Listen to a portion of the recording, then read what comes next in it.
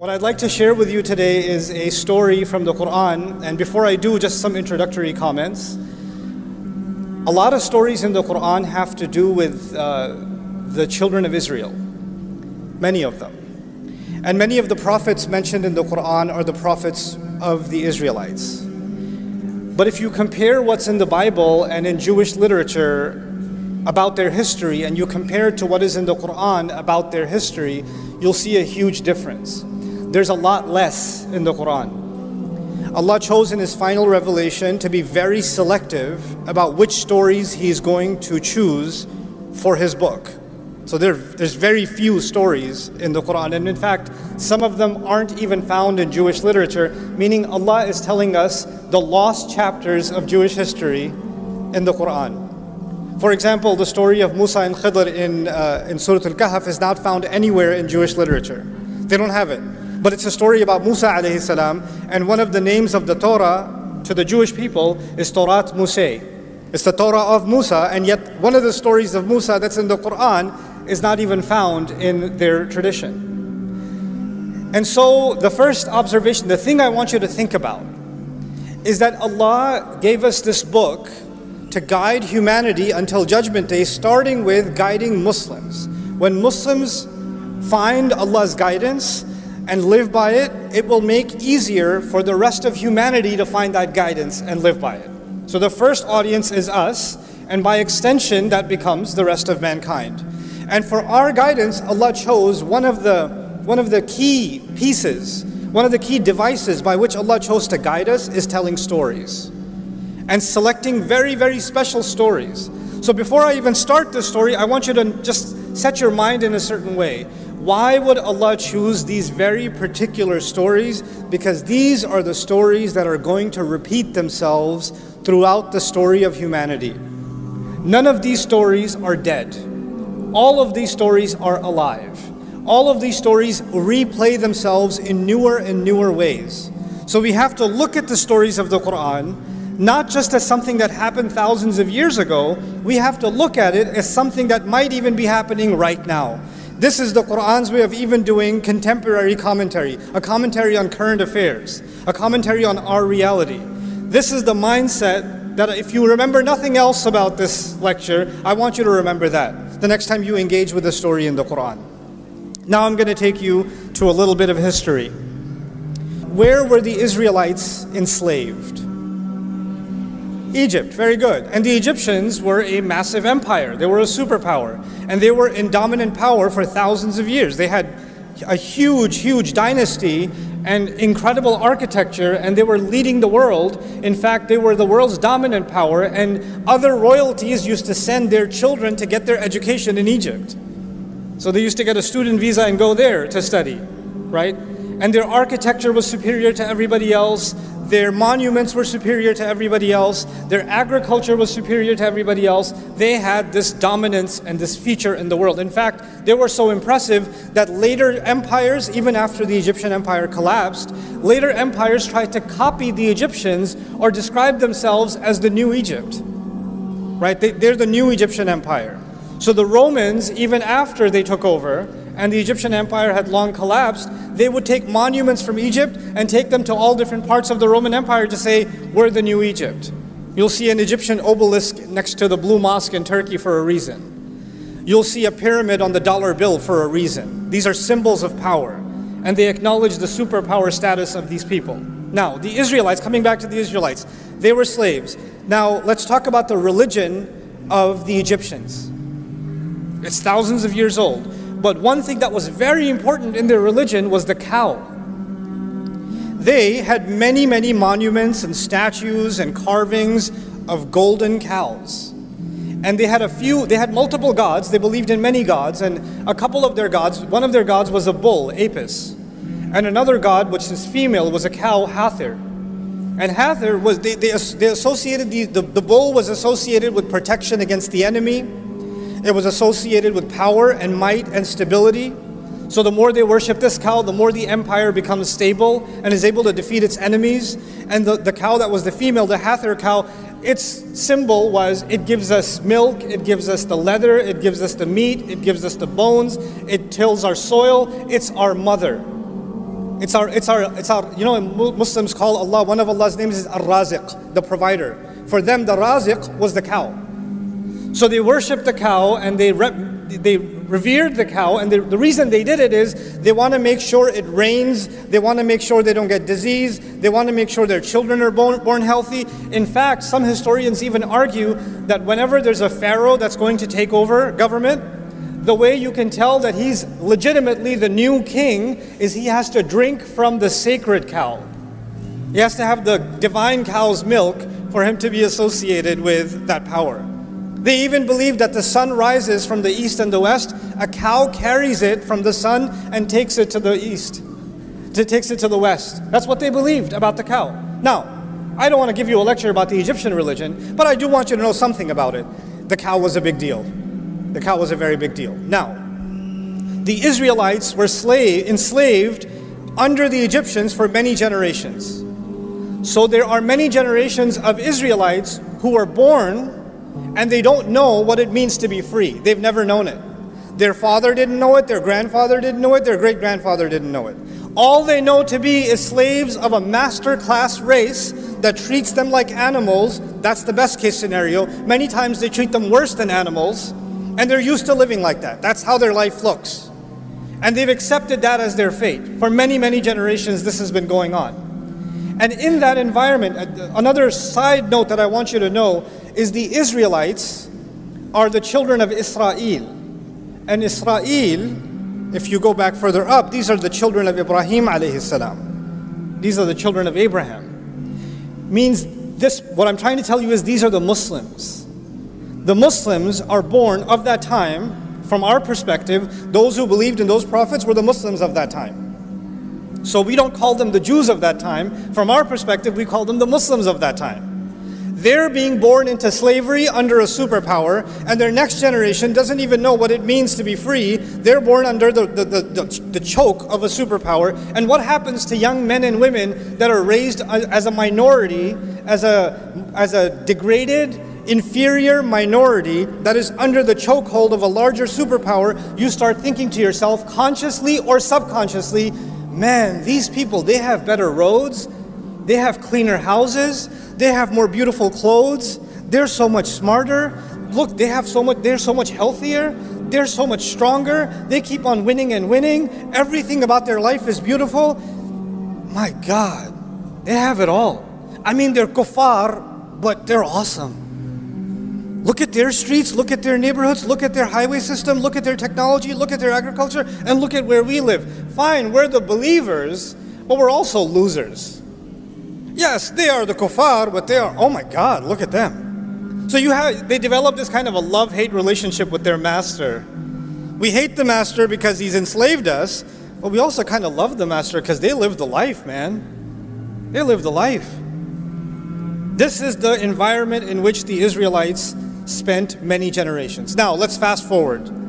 Allah reveals the message to Musa alayhi salam. There's a conflict between Musa and Fir'aun, and eventually the Pharaoh drowns, and the Israelites are finally free. Yes? They're no longer living in slavery. After being enslaved for generations, now they get a taste of freedom. Now they have a taste of freedom. And in that time, many adventures happened. I'm going to highlight two of them if time permits. I have so many things to share with you about this story, but I'm trying to be as selective as I can because I respect two things. One, the time that I've been given. Two, your attention span. But I do want you to at least take two parts of this story with you that I'm going to just be selective about. Okay.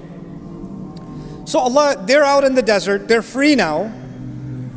And Allah says to Musa alayhi salam that Allah calls Musa alayhi salam to meet with him. So he's going to leave the Israelites behind, and he's going to go meet with Allah on the mountain. And the mountain is not that far. The mountain of Tur is not that far. So he leaves them behind. He leaves his brother Harun, and he goes to meet with Allah. But he shows up early. He shows up early. And Allah asks him, مَا أَعْجَلَكَ عَنْ قَوْمِكَ يَا Musa. Musa, why did you show up early? What rushed you away from your people? Why did you show up so early? And of course he says, لِتَرْضَى عَجِلْتُ إِلَيْكَ رَبِّي لِتَرْضَى. I rushed to you, my master, so you could be happy. Obviously, if you're going to please Allah, like we go to the masjid earlier for Jum'ah, it's more rewarding, isn't it? So he rushed to Allah to make him happy. I won't go into that part of the story. The part I want you to focus on with me is what Allah tells him. And what he tells Allah. He says, Hum ula'i ala athari. No, they're just a few steps behind me. They're just a few steps behind me. I want you to remember two meanings of that. When Allah said, why did you rush? He said, there's a few steps behind me. Number one, it means they're not that far away. If there's any trouble, I'll just run back down and I can get there in 20 minutes, no problem. That's one meaning. The other meaning is, look, they followed me through the water.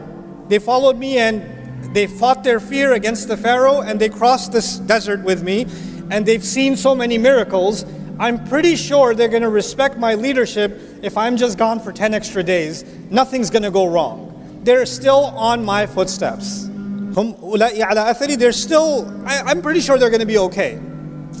And Allah says, actually, Samiri, there's a fellow named Samiri, a foreign name actually. He has put them in trouble. He's confused them. He's created chaos among them. So now I'm going to take you to Samiri and what chaos was created.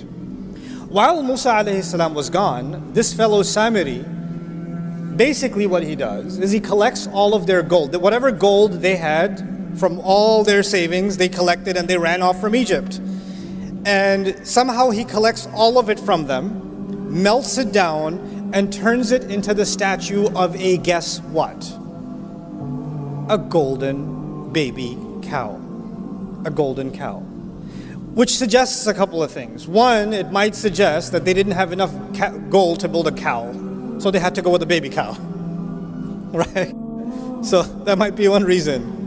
Another reason might also be, if you study the ancient Egyptian religion, they would take the baby calf, bring it into the temple, put gold on it, and then put it in a special area where nobody will bother it until it grows up, because it's meant to be a godlike cow that was specially chosen. So he's like starting off with a baby cow. He's starting there. Now, this whole cow business, does it have anything to do with Islam, or does it have to do with the Egyptian religion? This is the Egyptian religion for thousands of years. And these Israelites lived as slaves and psychologically occupied for many generations under the Egyptians, yes? So all of a sudden he builds them this cow and he makes openings in it so when the wind blows it makes a mooing sound. And all of a sudden you find that many Israelites are now worshiping this cow. When I first read this story, I was confused. How? How do you just, hey, look what I made. Oh my God. Like, why would they just all of a sudden fall into worship of this thing? It's not an alien phenomenon to them. They've seen this kind of thing before. Where have they seen it? In Egypt for generations. But they're Muslim. They're not pagans. They're not following the religion of Pharaoh. No, they're not following the religion of Pharaoh, but something happens in the conscience of believers and the conscience of minorities when they live under a powerful majority. You start thinking their roads are better, their clothes are better, their homes are better, their armies are better, their wealth is better, their religion and their philosophy and their way of life and everything they think important must also be what? Better. Which is why you can find Christmas trees in homes in Karachi. This is the reason. You start adopting, you say, oh, we hate them, they have all the power, they have all of this. But you know, they are better. They are, and you start taking some of those values and you start mixing them in with your religion. And you say to yourself, well, I mean, if they became a superpower, obviously they were doing something right. And if they keep praying to these cows to protect them and to nourish them, clearly they got protected and they got nourished. So it's not like they're all wrong. Fine, I'm Muslim, but I mean, I don't want to take my chances. It can't be, it's not like I'm leaving Islam. It's just a little bit, it's shirk with a lowercase s. Right? It's not that bad. So they tell themselves that this is okay. Anyway, so as they do this and they accept this cow for worship and all of that, Musa alayhi salam comes back and he's absolutely shocked, right? And the reason I wanted to share this story with you is two parts. One part of it is, why did Samiri do this? What got into him? Like what was his agenda? We need to understand Samiri because he's important enough that Allah named him in the Quran. Like that's a big deal. Most people don't get named. He got named. And the other side, I want you to understand what happened to the Israelites. Because again, these stories will live forever. Samiri. Let's start with Samiri. Musa alayhi salam comes back and asks him, after he's done yelling at them, he yells at his brother, he gets angry at his brother. We're not talking about that. We're talking about how did he deal with Samiri. Ma khatbuka ya Samiri? Hey, what's your deal, Samiri? What'd you do this for? Why did you do this?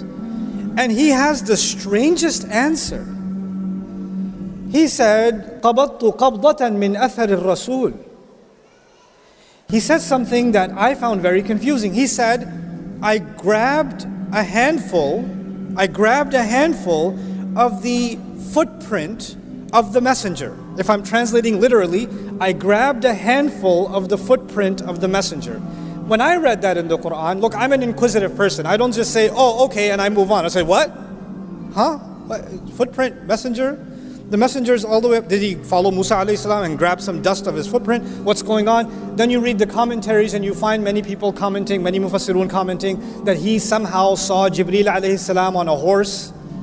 And the horse, everywhere the horse stepped, plants started sprouting. So he saw that the footsteps of the horse of Jibreel alayhi salam produces life. So he grabbed a little bit of the dust from under the hoof of the horse of Jibreel alayhi salam, and he put that onto the cow, and the cow came to life. Except none of that is in a hadith, none of that is authenticated by the Sahaba, none of that is found in the Quran. And according to Ibn Ashur rahimahullah, who I'm very impressed with his work in his tafsir at-Tahrir wa Tanwir, says this has no authenticity at all. Even goes against the text of the Quran. So then what does it mean that I grabbed a piece of the footprint of the messenger? I'd like to offer an alternative understanding. You remember I said the word athar. Musa alayhi salam was with Allah. Allah said, why did you come so quickly? He said, they're right behind my footsteps. Remember footsteps? Hum ula'i ala athari. And it meant two things. It meant footprint. What else did it mean? That they're closely following me. Samiri sees an opportunity. These people, their Islam is not that strong. They don't really understand the revelation, but they're culturally still very attached to the dominant culture of the Egyptians. I can create a religion, an alternative religion that I'm not going to say it's not Islam, I'm not going to say it's shirk, I'm not going to say it's the religion of the pharaohs, I'm still going to call it Islam, but I will create a cult within them that are still impressed with the old ways, and that way I will have a handful of the kind of impact and following that is meant for the messenger. They will take me as a lesser kind of messenger. They won't officially call me a messenger, but they're going to follow me cult-like anyway. And so there is Islam given to prophets like Musa alayhi salam, and then there are cults that people like Samiri run by taking the gold of the people and giving them something they want, giving them something pagan. Of course, that never happened in Islamic history, ever, especially not in South Asia. Especially. The kind of cults that we create, in which we identify certain people as so connected and so they have connection with the ghaib and they have these powers and all of this. None of this stuff was Islam. None of this stuff. And Allah warned us this will happen with the story of Samiri. But it goes a step further. Allah Azza wa Jal told us in the Quran that when Musa alayhi salam was on the mountain, when he was on the mountain, Allah told Musa alayhi salam, by the way, even among your believers, even among the Muslims, سَأَصْرِفُ عَنْ آيَاتِي الَّذِينَ يَتَكَبَّرُونَ فِي الْأَرْضِ بِغَيْرِ الْحَقِّ. I'm going to turn away from my revelations those who are arrogant in the world, those who seek to be great themselves. What did Samiri want? He wanted a following. He wanted to make money off the people. He wanted to become the religious leader. He wanted to become the cult leader. He wanted power in the world. Allah says, people like that, I will turn them away from my ayat. And then all the others, why did they follow him? Here's another subtle point that I really, really want to make sure you remember. We have a concept of God in Islam. And the Egyptians had different gods, deities in their religion. And Hinduism has gods. Christianity has a concept of God. Judaism has a concept of God. What separates Islam's concept of God, especially from pagan religions? Especially like the religion of the Egyptians. The religion of the Egyptians, the way if you can understand this simply, it's transactional. I give the God something, he gives me something back. I sacrifice something for that God, He gives me freedom. I make sure I build a golden statue in his name, he protects the country, etc., etc. It's always a transaction. You give, we give and get, give and get, give and get. And so the Israelites are now, their concept of God itself, even though they believe in one God, has now been corrupted into a God that is transactional. So okay, we'll follow this God through the water, end up in the desert, but what kind of God is this? If he's really on our side, he should hook us up like the God of the Egyptians. He should send us rivers and vegetation and all of it. Why is he giving us this one cloud and just manna and salwa? Can you bring some salad over here? Like, fumiha wa adasiha wa bathaliha wa qithaiha wa fumiha wa adasiha. Where are the vegetables? Why isn't this God giving us a better menu option? Why? Because in their mind, their God became entirely transactional. But that's not from Islam, that's from the pagan religion. Of course, Muslims would never fall into such a trap, especially not in 2024. I made so much dua, I even prayed tahajjud, I even decided to pray 5 times, and I still failed my medical boards. Of course, we would never become transactional. I stopped praying because Allah doesn't answer my prayers on my terms. I wanted that job, I didn't get that job, and now I have to drive an Uber until I find another job. That's why I'm just disappointed with Allah, because I did my part, he didn't do his part. This was the pagan religion. This was not the religion of Islam. We started making our religion transactional. And what is the offering of those religions? They offer you the transaction. Make this offering, your child will be protected. Make this offering, it's going to rain. Make this offering, this is going to happen, that's all it is. It's all transactions. So we're done with Samiri. There are going to be Samiris in the world that are going to try to take believers away from the ayat of Allah, to pull them into cults, to keep them away from revelation. Allah described their tactic. Allah says, وَإِنْ يَرَوْا سَبِيلَ الرُّشْدِ لَا يَتَّبِعُونَ سَبِيلًا. If they see the right way, they're not going to follow it. And if they see the deviant way, they'll follow it immediately. Now let's take a step forward. Musa alayhi salam comes back, sees this nonsense, and tells Samiri what he's done, tells him off, and then in front of him, shows him that he's going to destroy that cow. He starts smashing it to bits. Now when he's smashing it to bits, if I'm one of the Israelites watching him do this, and I've been culturally enslaved for many generations, some part of me is like, is it going to thunderbolt right now? Is there going to be an earthquake? Because he's breaking oh my God, I can't watch. And then he's going to take it, break it, and he's going to drown it into what? The river. Interestingly, the same river that who drowned in? Fir'aun has already drowned, yes? It's as if Fir'aun drowned, but the poison Fir'aun put in these people still hadn't drowned. That also needs to drown. That's Samiri, fine. What about the other side? The other side is the people who followed him, the people who believed him. They still, even if the idol is broken on the outside, that doesn't necessarily mean the idol inside has broken. They still possibly believe it. So Allah reveals this interesting test to them that I had my beloved friend Ibrahim recite.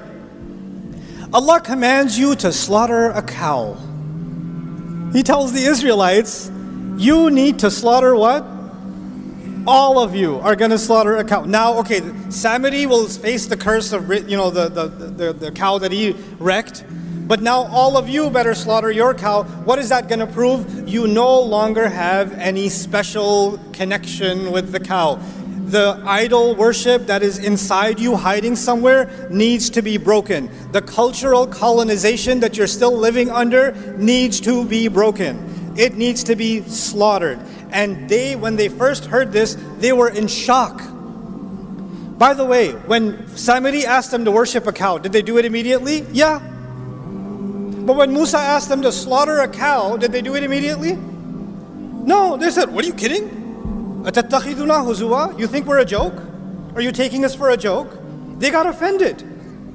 They got shocked. What did Allah tell Musa on the mountain while they were doing this? Allah said to him, if they were to be called to the right way, they won't follow it. And if they see the wrong way, they will follow it. So what is going to happen to these people that get away from the revelation? When they see something crooked, easily followed. When they see the right way, they start asking a lot of questions. It's so complicated. I'm not sure.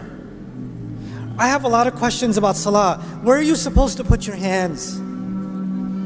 I don't know where to put my hands. How far apart should your feet be? It's so hard, it's so difficult. But the Christmas tree is really easy. The wrong thing's super easy, but the right thing, I got a lot of questions. What kind of cow? I'm confused, what kind of cow? And what did Allah do? Allah said, a cow that's never been bothered. It's not too young and not too old. Which, by the way, not too young and not too old, perfect age, that would be the sacred cow in Egypt, isn't it? And then they said, oh, okay, yeah, fine, but color. And what color did Allah say? What color? Anybody know? Yellow, golden. Because you're meant to slaughter the gold. The more they're asking because they don't want to do it. And the more they're asking, the answer is taking them more directly to the one thing they don't want to do. It's taking them right back in that direction. And then he says, La shiyat, the last time they asked, okay, fine, we're confused. Can you just tell us more about this cow? Oh, it's a cow that's never been put to work. It's been left alone. It doesn't have a single blemish or a tarnish. Guess what? The sacred cows of Egypt, did they put them to work in the farm? No, they kept them in special areas and gave them luxury life. Right? It would be ironic if they gave them leather sofas. That would be kind of funny. But anyway. But the idea is, Allah is now describing the cows of Egypt by the story. And what's the most amazing part of this at the end is, Allah says, فَذَبَحُوهَا, they finally did slaughter it. But then Allah says, وَمَا كَادُوا يَفْعَلُونَ, and they almost didn't do it. Listen to that. They almost didn't do it. Why would Allah say that? Allah is telling us that for generations to come, whenever believers are going to be colonized, whenever believers are going to be dominated, and there's such a thing as political domination, military domination, economic domination, but there's also such a thing as a cultural domination, a psychological domination, a spiritual domination. And when you live subjugated for so long, you start developing an inferiority complex. And the people, white people are just smarter. What are you going to do? Starts coming inside your head. They're just better. When you're at school, you're being made fun of, you're less and less and less, and something in you says, if I act more like them, I'll be more acceptable. If I dress more like them, I'll be more acceptable. If I look more like them, behave more like them, if I change my name to sound more like their name, they won't ever accept me, but at least I'll feel like I'm closer to the winning team. The pharaohs will never accept the Israelites as equals, but the Israelites are still enamored with their religion, isn't it? Your inferiority complex can get so strong that you're almost worshiping this culture, and you've mixed it in with your religion. You're not willing to say that I've left my religion. No, I have my religion, but really I have a lot of affinity for all of this Firaun cow that lives inside me. So the reason I wanted to bring this to your attention is that there will always be, within the Muslim world, there will always be Samiris. Always. And there will always be Muslims who are going to be susceptible to having reverence for their own version of the cow. There's going to be something cultural, something economic, something in our practices. And we're going to have to take a deep look within ourselves. Where does our sense of pride, sense of value, sense of purpose, where does it come from? Where did we adopt these values from? Why are we so committed to being this way or that way? When you have a young child in school and they are trying to copy all of their other friends, and they're yelling and screaming at home because they don't have a device that all their other friends got for their birthday or whatever else, they're having a tantrum. What are we already preparing these kids for? The worship of the new cows of this generation. That's what we're preparing them for. Instead of being able to think for themselves and free themselves from it. Allah gave us these stories because these problems will never die. And we have to be aware of these problems so we can be mindful of them. This is the last bit of my message that I want to share with you tonight. This story occurs in Surah Al-Baqarah, towards the beginning of Surah Al-Baqarah. And the latter half of Surah Al-Baqarah, Allah told us that He made us a balanced nation. وَكَذَلِكَ جَعَلْنَاكُمْ أُمَّةً وَسَطًا. That's what He told us.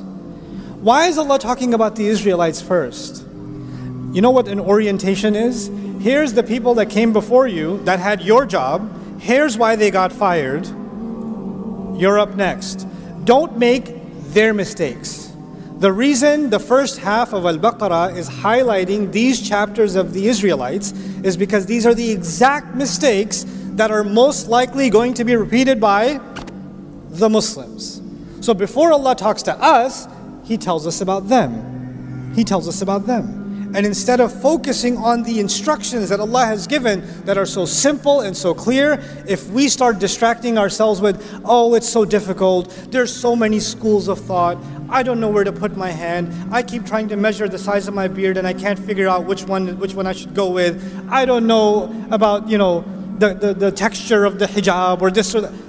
The more you do this, you want to dive into the details, the color of the cow, the size of the cow, the more you want to do that, you know what's going to happen? You're going to continue to be culturally colonized while you're fighting over these minutia details. That's what's going to happen. It's time the Muslims liberate themselves mentally. Before we can liberate ourselves politically, economically, socially, psychologically, we need to liberate ourselves intellectually, spiritually, psychologically, emotionally, internally. It is time. Look, guys, we're in a crazy time in the world. Nobody could have imagined 5 years ago, 2 years ago, nobody could have imagined that there are going to be, there's going to be a white teenager in Ohio crying on TikTok about what's happening in Gaza. Nobody could have imagined that. That was come on, what are you talking about? What universe are you talking about? Right? The world has changed. What's remarkable about the world today? There's a new level of awareness, and that will never go back. There's a new level of awareness of political injustice. But you know what? Take that as a sign. If the world can wake up to something that was happening in front of their eyes and they were blind to it for 70 years, and now they're waking up to it, well, you know what? Muslims, you have potential. You can wake up to what's in Allah's book. You can wake up to what Allah has given. I can wake up to it. It's time this ummah experienced an intellectual and a spiritual renaissance, and I believe this is the generation that's going to do it. Jazakumullahu khairan. Assalamu alaikum wa rahmatullahi.